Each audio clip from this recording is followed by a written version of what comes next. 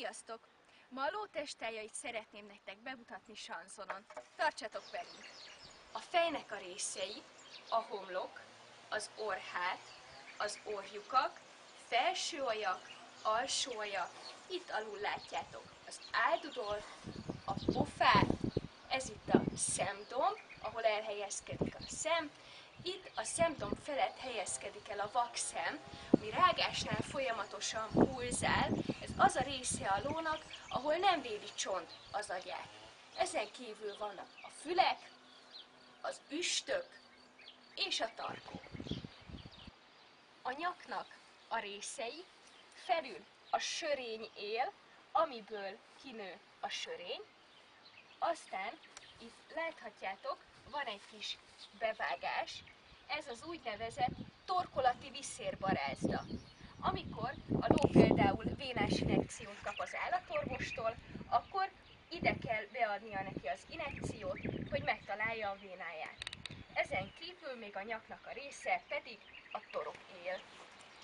A ló törzsének a részei előről hátrafelé haladva, felül a mar, itt mérik a lónak a magasságát, vagy pálcával, bottal, vagy pedig szalaggal.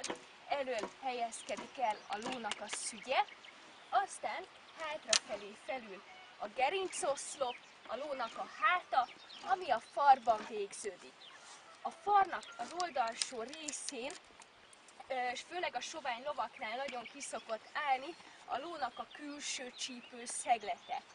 Hátul helyezkedik el a lónak a farka, illetve a farokrépa. A farokrépa az nem a teljes farokhosszon keresztül található, hanem csak idáig, amiből utána már csak a szőr nő ki. Ezen kívül itt helyezkednek el a lónak a bordái, ez az oldala, itt alul, ezt nevezzük lágyék résznek, itt pedig főleg, hogyha melege van a lónak, akkor látszik egy vastagabb ér, amit úgy nevezünk, hogy sarkantyú ér. A ló végtagjainak a részei következnek.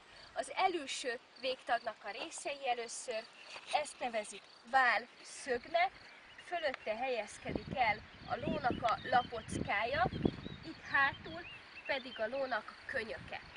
Alul a felülső lábszár, utána az elülső lábtő, majd az alsó lábszár, ami alatt elhelyezkedik a csüd, a párta és a pata.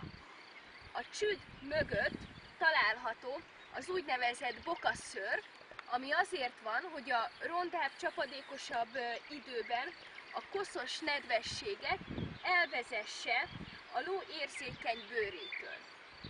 A hátsó lábnak a részei felül találhatók a konc, majd a comb. Nagyon sokan rosszul gondolják, hogy a lónak a térde elől helyezkedik el, nagyon sok csikós bemutatón szokták mondani, hogy most térdre ereszkedett a ló, pedig valójában elülső lábtőre ereszkedik. Mivel, hogy a lónak a térde itt található. Egy kicsit lejjebb találhatjuk a csánkot, az alatt ismét az alsó lábszárat, majd ismét csüd, párta és pata, illetve a hátsó lábakon is megtalálható a bokaszőr.